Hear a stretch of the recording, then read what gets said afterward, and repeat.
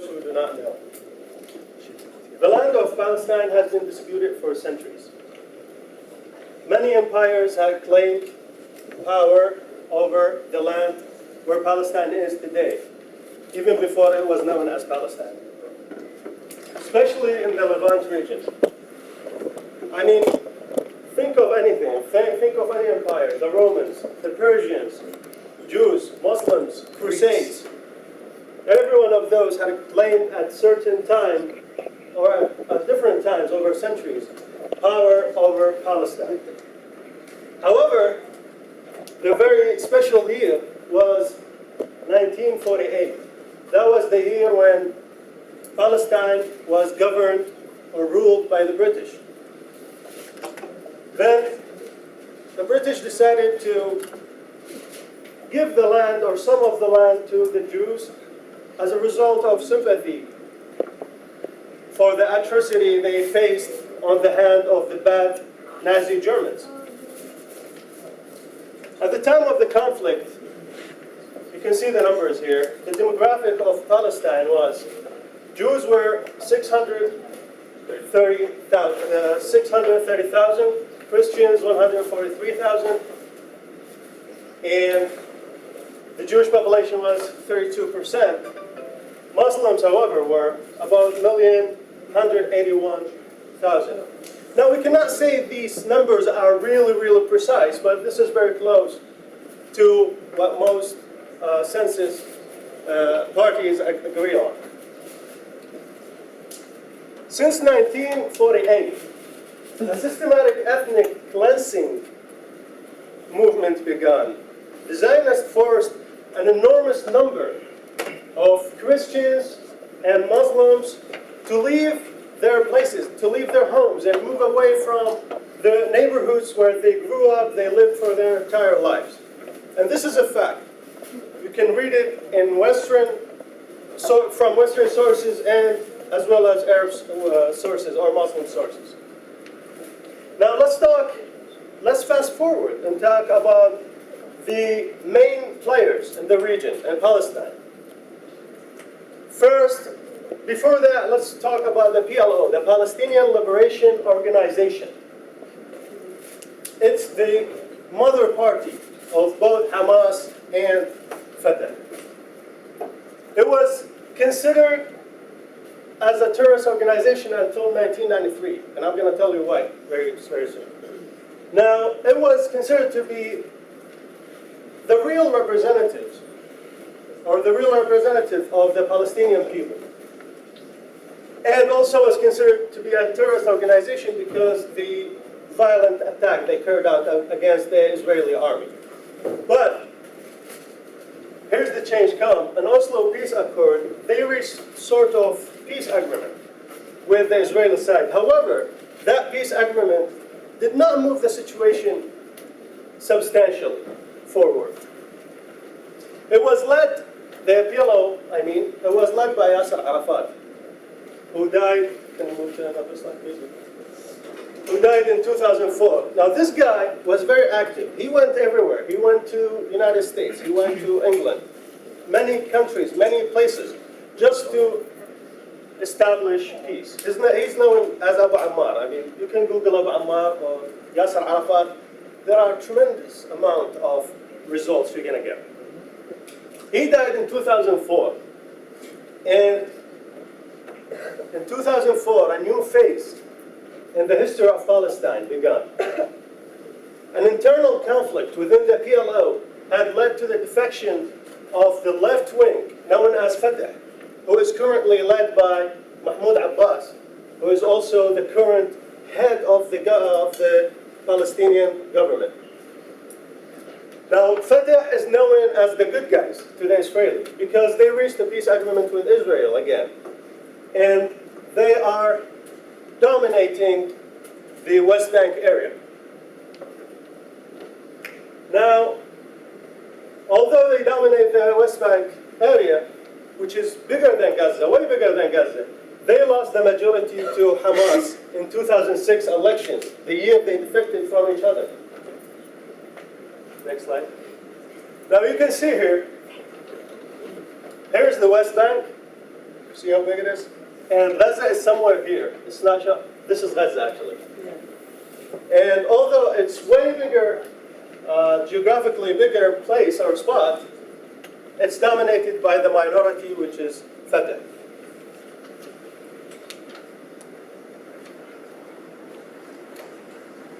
Now let's talk about Hamas. Hamas is led by Khalid Mash'al, a highly wanted person to Israelis and the West. It's labeled, and I use the term label because someone's terrorist is someone else's hero. I'm trying not to be biased as much as possible, although I'm Arab. But it's labeled as terrorist organization to the West and to the United States. Won the majority of the PLO in 2006, yet the United States government imposed sanctions on the elections because they thought or they believed that Hamas is illegitimate. So effectively it was to punish the Palestinian people for electing a government that wasn't basically going to conform to their wants, instead of being a puppet government, which has been relevant throughout the Middle East with all the different dictators that were basically puppet governments for like Mubarak, the Libyan, no, not Libya, but you know. Now, before I give some space to my colleague Samuel to talk about the Great Wall, I also want to refer that Israeli government accuses Hamas of carrying out missile and rocket attacks against Israeli lands many times. And this is the Israeli part of the story. I was talking to a Jewish friend last night, and he talked passionately about Israel. He's a close friend of mine, by the way. He talked passionately about Israel and how the life is based on economy in Israel. And they need security just like any other country, maybe more, because they want the investors to come over to Israel and establish new businesses. However, as they claim, the Israelis, the attacks carried out by Hamas from lands in Gaza by rockets, disturbing this peace and disturbing the security and ruining entire life because it's based on economy again. Now, Sami. Okay, so moving on. It says the Great Wall. What actually is a security wall that encompasses all of Gaza. So basically, picture an area the size of Northern Virginia, for example, Nova, whatever we like to call it, with a gate around it, and all the imports that you have, all the things that we as Americans might take for granted, or as humans that are free and have our own liberties to take part in, our infrastructure, our education, our money to our military, all these things, like all the imports that would come into our medicine, food, all these things are completely at the mercy of an occupier state. Someone at the wall is basically saying what can come in and what can't come in. Okay.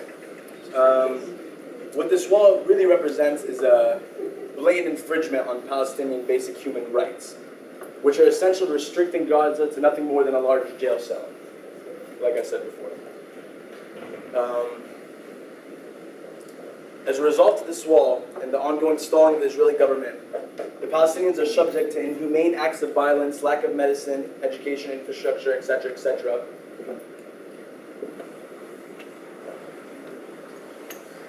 And its continued attempt to push Palestinians from their land and effectively claim the territory as their own. Moving on. Current conflict, what it is right now, at this current time. What's going on in Palestine is something that we don't get to see, because the American news networks that we watch, maybe Fox, maybe CNN, BBC, whatever, all the major Western news companies are extremely biased. What they do is they take the Israeli side and they make them seem like the victim, when in reality, and then they take Hamas and try to make them seem like the terrorists. I wanted to get on that point, actually. When they were labeled as a terrorist, terrorism, the word itself, has been monopolized. kind of, to a certain extent by the West and the European Union. You guys following me? Yeah, maybe not. It's wrong. Okay. It's been monopolized to a certain extent. So it's like the only people who can label someone as a terrorist is the Americans and the Israelis, the European Unions, etc., etc. But in reality, terrorism is relative. It's all about who's dropping the bombs on you, is who you think is the real terrorist, you know? I mean, if you're in Gaza and you're getting bombs dropped on you, you're going to think the people who are doing it are the terrorists. Just because you practice killing with a suit and a tie does not make you less than a terrorist. Indeed. Also, the U.S., apart from its networks, gives unwavering support to the Israelis. And this is manifested in $3 billion a year of our tax money. You pay taxes, raise your hand here. Anyone? You guys pay taxes? $3 billion of your money is sent to Israel, under the label of foreign aid. That's not to mention the 8 billion that's sent to them under different labels. It's just like, it's a big game that that they're playing. There's actually laws in Congress which restrict the cut of any foreign aid, the label of foreign aid to Israel, because of the Jewish lobby, AIPAC. I don't know if you guys are familiar with the AIPAC. Have you guys ever heard of AIPAC? All right, well, it's the Jewish lobby in America, and it's so extremely powerful. They have basically control of the entire Congress. They pass laws in their favor, and it's very, very, very difficult to speak out against them, because if you do, you're not going to have any like push or pull in Congress or in government in the United States. That's why, what other country do you see being a major topic in our presidential debates? Do you see how much we have to talk about Israel in our presidential debates? It's ridiculous. It's a foreign country. We have nothing to do with them. We're our own thing. Some people might say that we have to defend them because they're the only democracy in the Middle East. But are they really a democracy? Aren't they the exact opposite of a democracy? Didn't they come in 1948 as a minority and start ruling the majority? Doesn't that completely contradict the notion of democracy? No, it doesn't. Anyway, moving on. The other side of the story. Why I haven't heard Okay. The Israeli government also claims that violent response to the flood of rocket fire from Gaza was a calculated aim to disable the Islamic Hamas. Okay. Well, this is. Let me respond to this. I'll tell you right now. Any aggression by Hamas, the terrorist organization, towards Israel, is a direct result of an ongoing occupation of Palestinian lands. That's what it is. If you were being occupied and you were being oppressed by people, would you not fight back? Tell me, if you guys were all sitting in here being oppressed, you didn't have a right to education. Your kids were going out and they're scared of getting killed and bombed. And then on top of that, when you stick a thumbtack in their butts, they call you a terrorist. Like, what are they really doing? How much can Hamas really do to Israel, the fifth biggest nuclear power in the world? Actually, I want to comment about the word precise. You Google the recent conflict, you're going to see many pictures of 6 months children, 7 month children got killed. So the attacks are either not precise, or they're very precise, but the main target was the children. They're highly gathered. Really, go look at our media. Like, for example, I was reading an article on CNN, and whenever they referred to Israeli deaths, they referred to it as Israelis being killed or murdered. When they referred to Palestinian children or Palestinians in Gaza being killed, they referred to them as dying, for example. Do you see the difference, the parallel? Okay, moving on. So what's going on now is basically a lack of effective negotiation. So the Israeli government, it really favored Fatah because for some time they sustained peace between Fatah and Israel. But the truth about it, the truth of the matter is that nothing really came from this peace. Like, I read an article the other day that said during the sustained peace that Fatah had with Israel, Israeli civilians went out and started protesting the price of goat cheese before they started protesting for Palestinian homeland. I mean, like, where are your priorities if you're worried about the price of goat cheese rising instead of worrying about an entire people having a sovereign homeland? Anyway, that's all I have. But I wrote this kind of in a bill of passion. I'll read it. It's the bottom line. It's either you stand with the truth or you stand against the truth. It's either you stand up for humanity and morality or you stand against it. whether you're Jewish, Muslim, Christian, Hindu, and Buddhist, and I stress this to the most that I can. That's why I told you, it doesn't matter who we are. We're humans, and wrong is wrong, no matter who you are. And everything that I just said, I don't know if you guys are going to take it at face value, or if you really believe me, or if you believe the media, or whatever. But what you really need to do is you need to go research it for yourself. Find out for yourself. And never sit down, I stress this even more, never sit down in the face of oppression, because who knows who could be next. You could be the next people who get oppressed. We could all be the next people who get oppressed.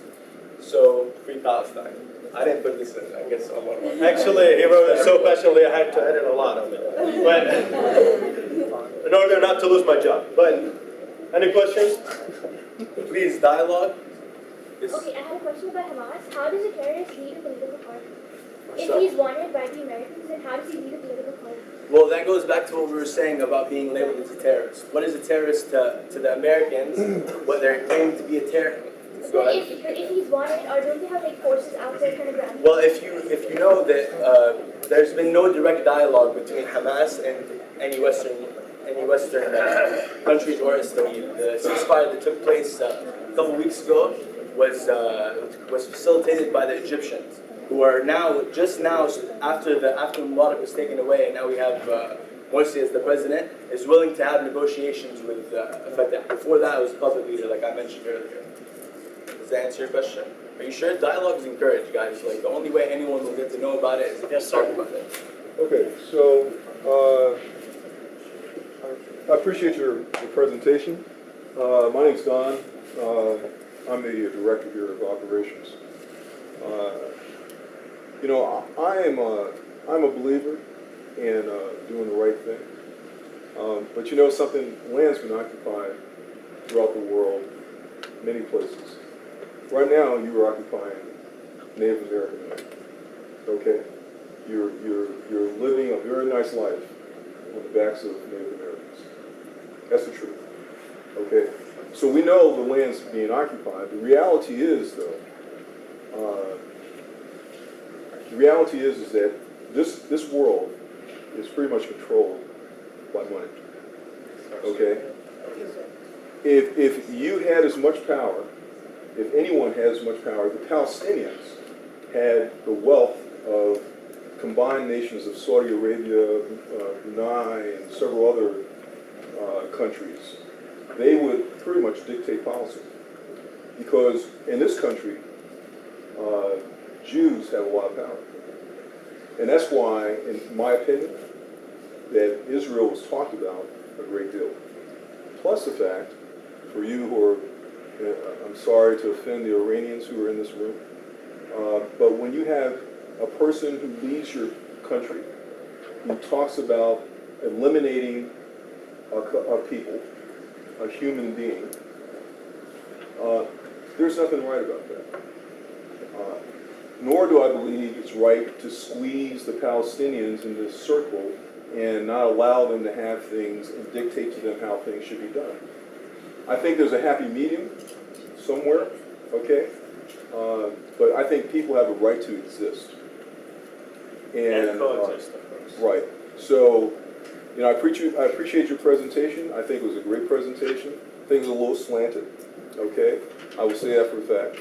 I think it was a little slanted, and I will say that there's probably a different approach to having a peace, and there's probably a different approach to getting the Palestinians back their land, okay? Because they deserve more of their land. I do agree with that. But I don't agree the way you do it is launching missiles. I'm sorry, Okay. sir, I have a question for you. Sure. Israel is using more than just missiles. They're using brutal force continuously from our tax dollars. And I'm trying to fathom how in your mind are you saying that this presentation is slanted? Well, The Palestinians are being oppressed. They're not the oppressors. well, okay. So if this is a discussion about oppression, Well, it's about you're Palestine. okay. So This I'm worried that you're going to try to make it world general so you avoid the issue. No, I'm not avoiding it. Just to make myself What I'm clear. really trying to get to. This is the point I'm really trying to get to. The point I'm trying to get to is I'm trying to explain to you why the Palestinians at this point don't have the voice that they require. Okay, that's what I'm really trying to explain to you. And the way I started out by saying this is saying that wealth plays a large part on policy, world policy, because we're a global economy, right? I just want to point, Go ahead. I have to make this very clear Mhm.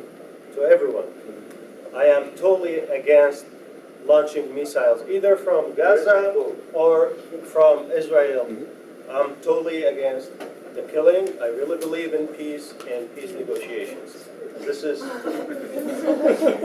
I think you stressed that point completely. You condemn the Iranians and you condemn the Israelis. But to end No, I don't condemn the Iranians because I don't believe that what comes out of the leadership in Iran speaks for the people. So I don't necessarily agree. I don't. What I'm really trying to say to you is that the reason there was a question as to why there was so much talk about Israel in the election, and what I'm trying to explain to you, because I worked on the campaign, okay, what I'm trying to explain to you is there is a great dominance of wealth in this country, controlled by Jewish people, and that's the truth. a very organized Yeah. lobby as well, yeah. Very organized lobby, just like there's a very organized oil lobby. Okay, so my point I'm really saying here, I'm not saying to you in any way, shape, or form what's happening in Palestine is right. In fact, I just said to you that the people of Palestine need to have more of their land. I agree they need to have more of their land. I think they should have free trade. I think that life should be better for the people in Palestine. Absolutely. Well, let me ask you a question. Do you think Sure. that Israel shouldn't have to obey international law? Oh, absolutely. Okay. I'm not disagreeing. See, I'm not saying, the point I'm really getting to is that I'm not saying to you that what Israel has done and how they've been supported is right. But the reality is, okay, I go back to what I said before, those who have power pretty much control situations. For you to think that this is based on a faith, this has zero to do with faith, in my opinion, okay? It has to do with, in the case, the sympathy of Americans in the world for what has happened to Jews in Germany and in Russia, and they needed a place to be. A decision was made by someone who had power, okay? And the power has then gone to Israel and to Jews throughout the world. That's reality. That's my reality, okay? I'm not saying it's right. I'm just saying that that's reality. So what, in my opinion, if you really want to have a counter to this, the way you gain a counter is you unite. You gain more economic strength, and you influence decisions, not launch missiles. That's my opinion. Okay. You were talking about being occupied, about Palestine and Israel. Here we're not occupying against your rights. We're actually being here because you guys gave us the rights to come here. But Who? when you The said United States gave you a right? you said we're occupying the Native Americans, right? Yeah. Oh. What I was talking about was Native Americans. So what I was I really, misunderstood. from a historical viewpoint, what I'm really saying to you is that there are people being oppressed all around the world. And there are people whose lands have been taken away, and I'm starting with this country because you all live at the benefit of the Native Americans, right? So that's the point I'm really making. I'm not saying it's right. I'm just saying that there's a way to look at things. And if you really want to have a strength position in this world, in this global economy, the way you have a strength position is to control things economically, okay? And in that vein, you will have more influence as to people have to pay attention.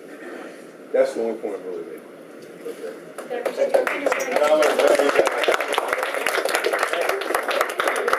I'd just like to add, I feel as humans, we're too intelligent to be fighting each other if we disagree or we don't like the other person's point of view.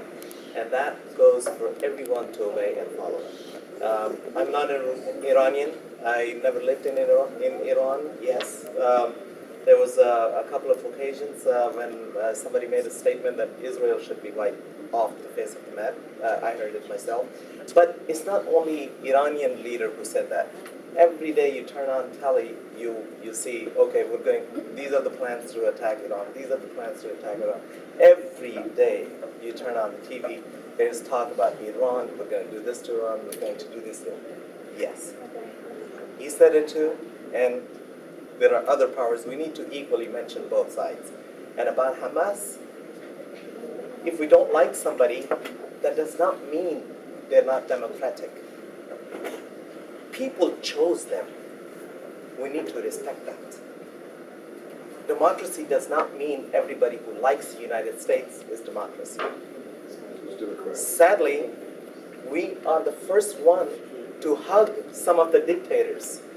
The United States is the first one to kiss and hug some of the dictators in Pakistan.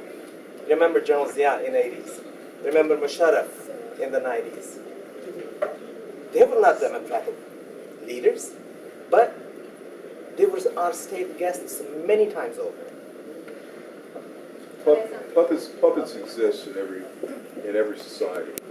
But if you really believe, if you ask, but if you think that every leader that's in the Middle East or throughout the world, there hasn't been someone putting that person in position and controlling to a degree the decisions that are made by that person, then you're naive. That's reality. You know, it's not a United States thing, it's not an England thing, it's not an Israel thing, it's not a Palestine thing. It's a world thing.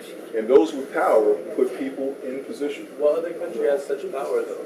Oh, there's plenty, believe me. United States, it's an illusion, okay? It's an illusion.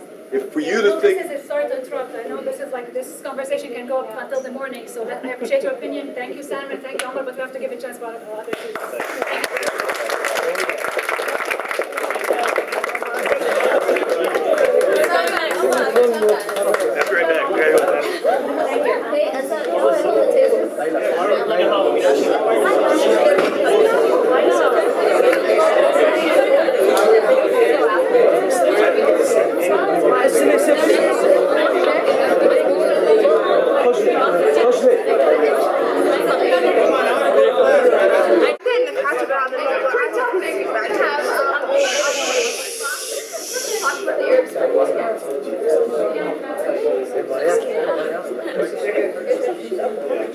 Hi everyone. I promise you ours is not going to be intense or long like the one. It's not going to be short. So I'm Abdu and Khalid and Mustafa. We're going to do the Arab Spring. So we're trying to refresh your memory. We know that you know a lot of Moses. So Khalid, you want to take over the first? Hello guys. Arab Spring is a term given to the Arab Revolution. It's a wave of demonstration, protest, and wars occurring in the Arab. And it all started, began on 18 December 2011, and the first country was Tunis. Tunis was the first Arab country with the huge protest against the government. The demonstrations were motivated by high unemployment, food inflation, corruption, and lack of freedom of speech. As a result of continued daily protests, on 27 January 2011, Prime Minister bin Ali resigned, left the country to Jeddah, Saudi Arabia.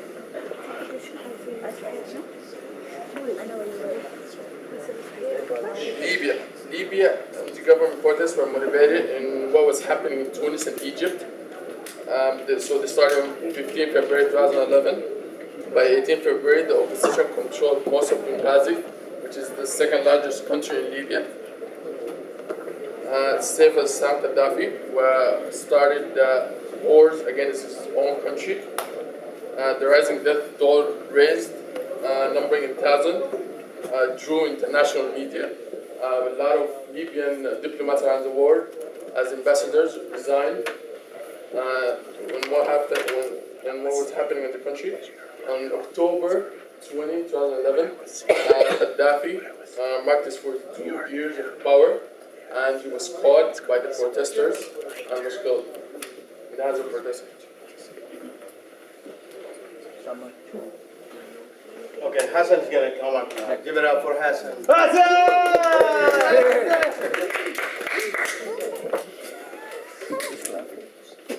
Mustafa. I'm sorry. That was Mustafa. Mustafa!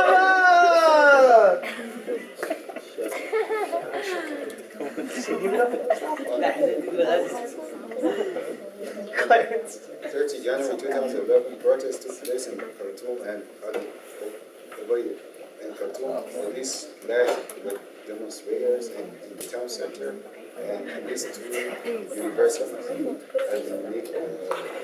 One of the universities is Leiden University in Khartoum. Demonstrators have organized on online social networking sites since the Tunisian protest the month before. Hossein Khorjabi, editor-in-chief of the Al-Watan newspaper, stated that his daughter had been arrested for organizing the protest via Facebook, and opposition leader Mubarak al-Fadl's 2 sons were arrested while on their way to the main protest. Pro-government newspapers had warned the protest would cause charge. Some protesters called for President Omar al-Bashir to step down. Activists said that dozens of people had some 99% of South Sudanese voted to secede. One student died in hospital the same night from injuries received in the clashes. Students threw rocks at police officers while chanting, "No to high prices, no to cooperation in Tunisia, Egypt, Sudan, together as one." Police officers arrested 5 and put down the protest.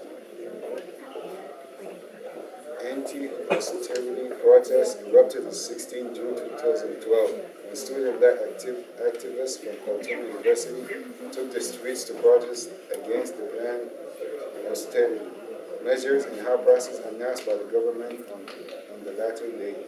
The protest movement later expands beyond the core of student activists and spread across the capital, Khartoum, along with other cities, with some protesters escalate its demand by calling for overthrow of the government. This was about Sudan. Now I'm going to talk about Syria. Small peaceful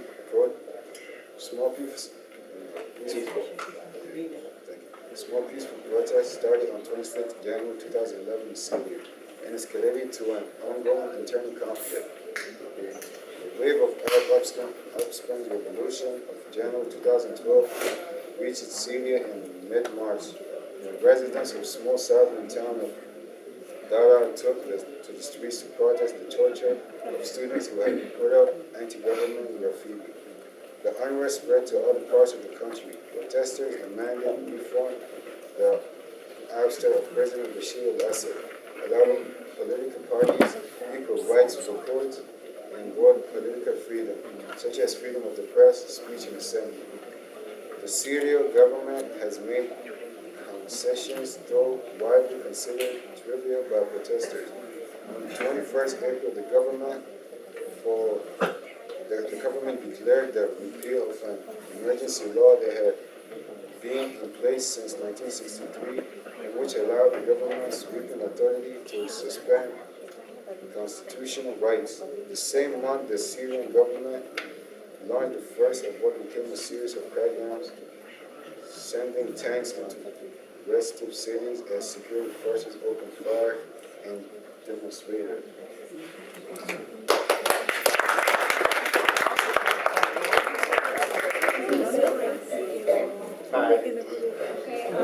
As you see, we are so organized for it.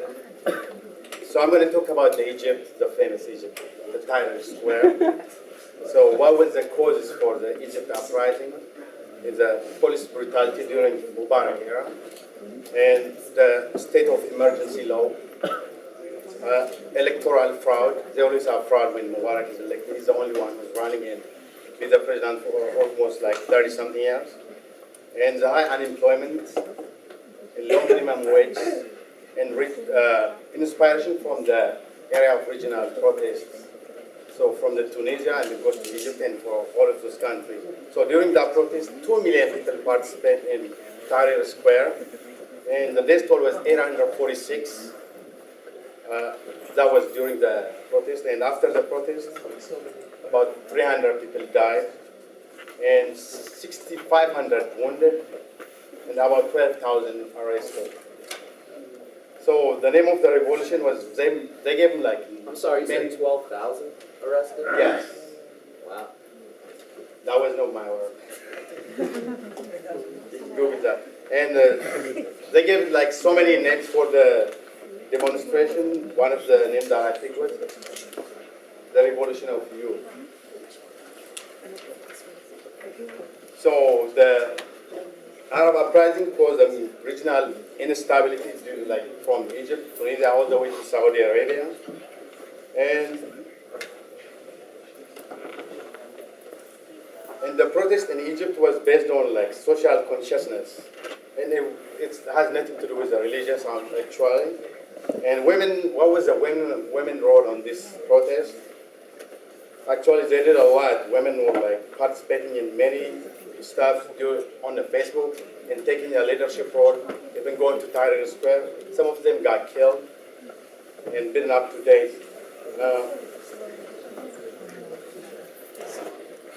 So I'm going to go to the military role. The military was so popular in Egypt compared to the police, because the police was Mubarak.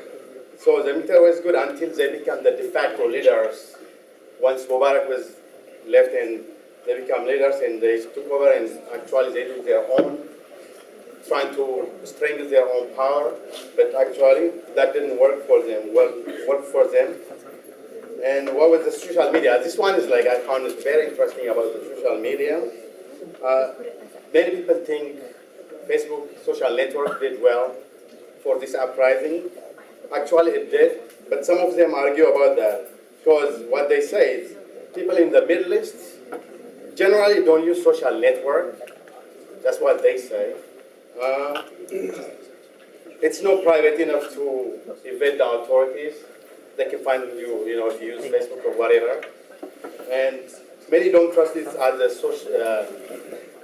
Many, you're making me laugh, okay?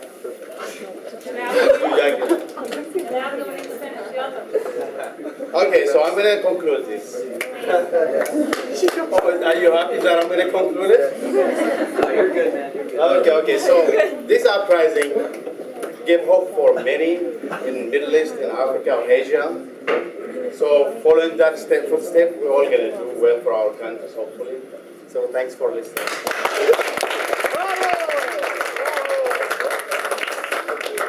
Homer, we're not saying it. Where's the CD? Here's CD, here's video, our this video, it's going to be so much lighter and better than the last 2 minutes. 3 minutes. Then you right after.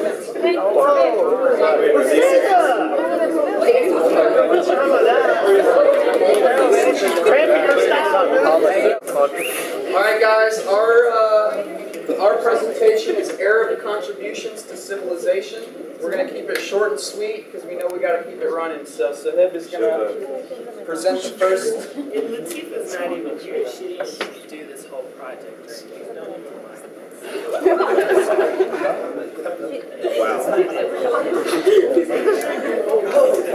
Today, we're gonna finish. The food is gonna get cold. Come on. Yeah, we have mathematics and astronomy. The Arabs are very sophisticated in language and in mathematics. They invented algebra, the decimal system from 0 that we use most commonly today. Forming the calendar, they have a very, at the time, it was the most advanced calendar that was in society in general. They established longitude and latitude and developed the magnetic compass that revolutionized discovery and Navigation. Araji, he was a very known Enlightenment thinker, if you would. They were the first to diagnose smallpox and measles. They used a lot of different herbal medicines, including camphor, cloves, syrups, juleps, rosewater were stocked in Arabs. Sandalia, pharmacies. Pharmacies are huge. Here we have a picture of Arab pharmacies. They're really good with medicine. Even until today, the Arab world really focuses on medicine. There's a lot of schools on just colleges that focus on medicine in general. Women in particular. And I don't know if any of you ladies are studying medicine, but in the Arab world, a lot of women are doctors. And herbal medicine was widely used in the Middle East. Basil, oregano, thyme, fennel, anise, licorice. coriander, rosemary, nutmeg, cinnamon, found its way into Arab homes. Then we have our architecture, designed from the Islamic Mosque of Jerusalem, Mecca. If you really want to experience the Arab culture, you have to go to one of the great mosques. They're spread all throughout the Middle East, Tripoli, Cairo, Damascus, Constantinople, and calligraphy. They have a lot of designs. We're going to get into mosaics and carvings later. That's what the mosques usually consist of. We have domes, and we have the Lion Court, Alhambra Palace, Grenada, the Great Mosque of Cordoba, and many of the great medieval religious and civic buildings of Europe. They were influenced. If you go to Spain, there's at the time of the Muslim expansion, there is still some Muslim mosques from the times of the Islamic Empire.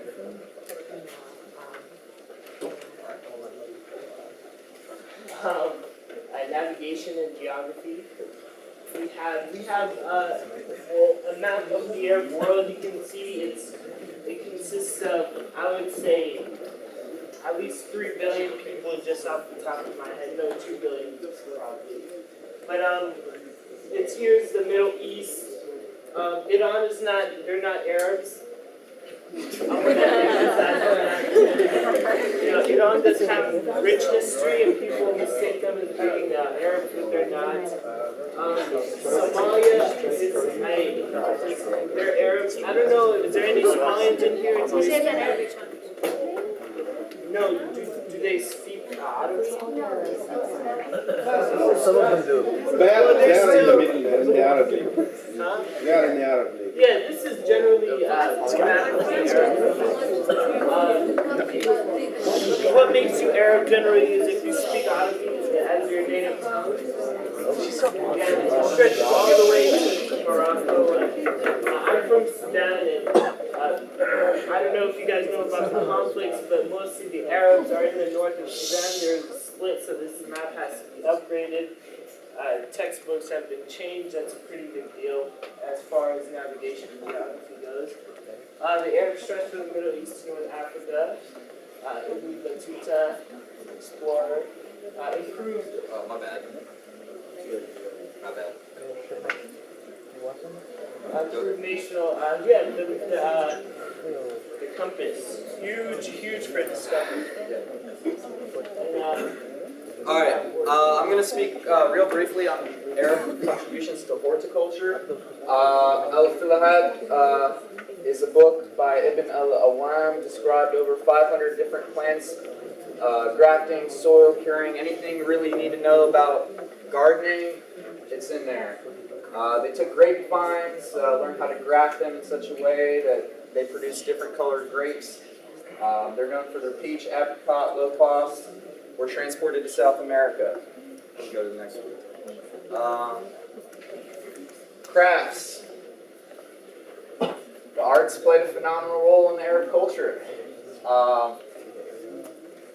Craftsmen had a divine touch with their art forms that would influence prominent European art. Glassware, ceramics, textile weaves, mosaics. Really all these things are known in the Arab world and can be seen and illustrated in mosques and other types of buildings. These are examples of such. You can go to the next one. Language. Obviously, everybody knows in the Middle East, people speak Arabic. Because Allah or God spoke to Muhammad in Arabic, Muslims venerated Arabic. It's rich in poetry. Famous author Nizami's translation of well-known Layla and Majnun, I'm sure many of you know the story, is believed to have paved the way for the creation of even more well-known Romeo and Juliet.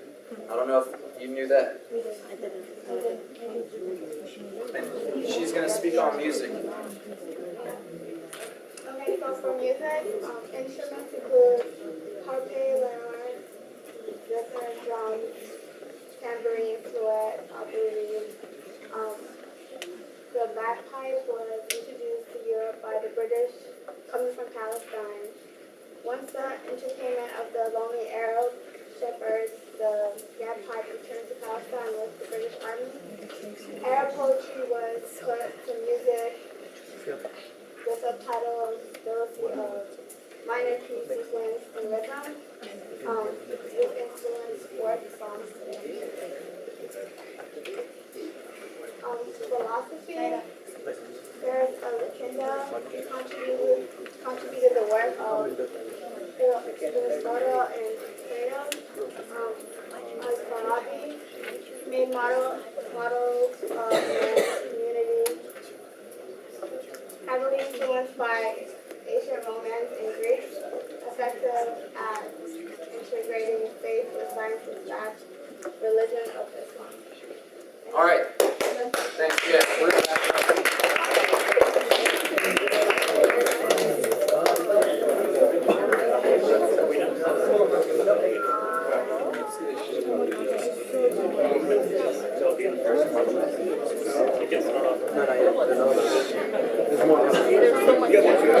More of the love parents, Nyla, Milad, and who else? Everybody. You guys might want to stand up.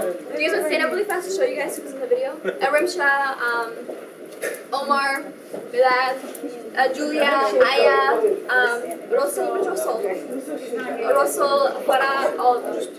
I hope you guys enjoy the video.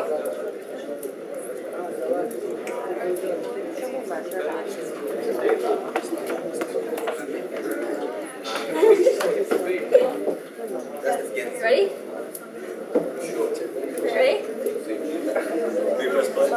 Ready?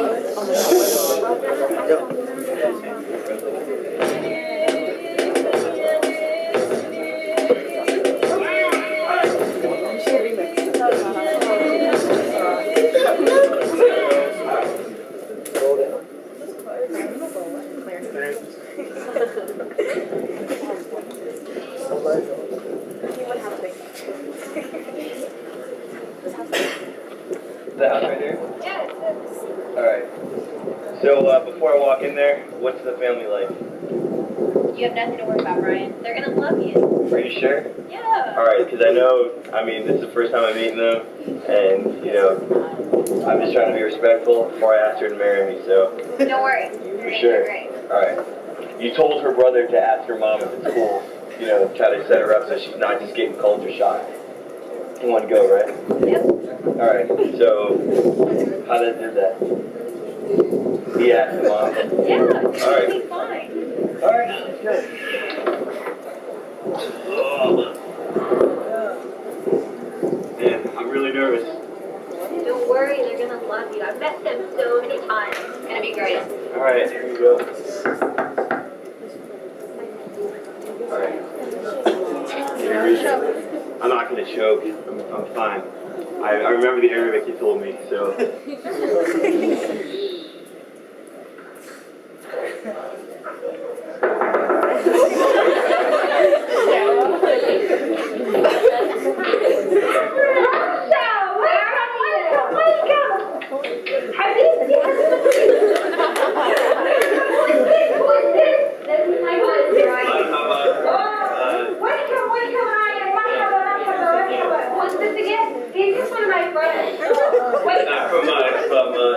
Jamiat Nova.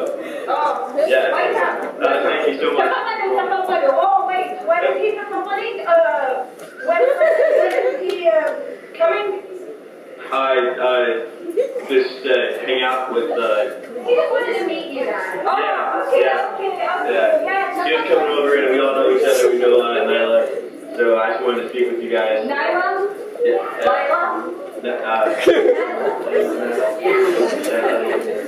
Sorry, I wasn't. Yeah. Have you been together? I didn't see it. Have you been? Have you been together? Oh, I didn't think you were mashallah. Have you been together? Wow, I'm impressed. Great t-shirt. Oh, Great t-shirt. thank you. Yeah.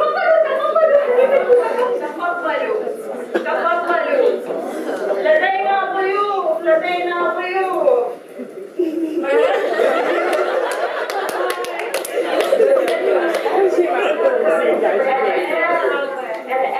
Julie, how are you? I'm Carmen. Carla, how are you? Hi. And Oakland? Yeah, there, how are you? And this is Brian.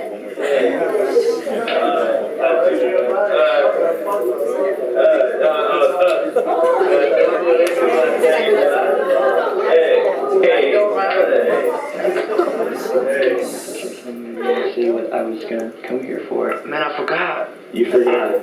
I'm standing in the middle of your house about to ask your parents to marry your sister, and you haven't said anything. Ah, man, I forgot. I thought it was yesterday. It was supposed to be next week, man.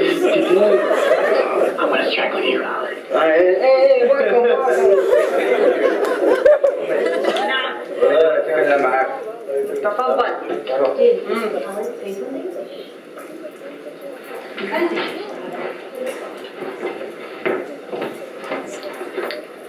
Okay, don't relax. It'll be okay. Yeah, sister, relax. It's gonna be okay. Brian, Cape Town with Rumsha.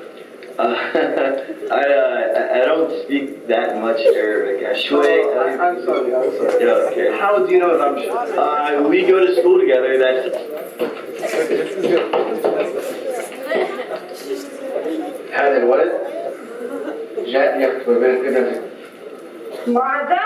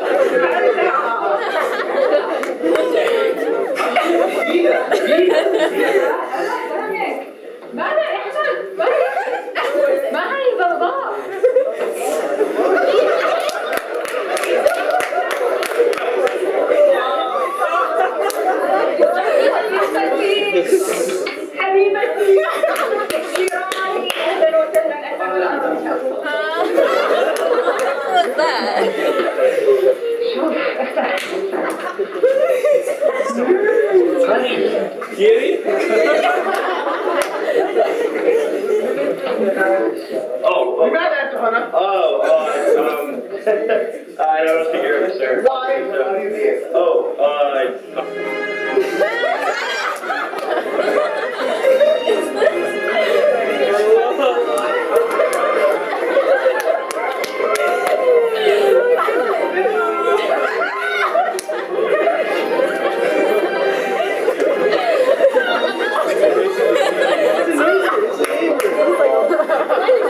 Sir, sorry to drop in on you like this. I thought you guys were going to get a heads up about what I was going to be doing here. But I'm here to ask for your permission to ask you to understand the marriage. No? It's okay. I came here to ask for respectful permission and to save the life. Your permission to ask for Alexander marriage, and that's basically that's pretty much.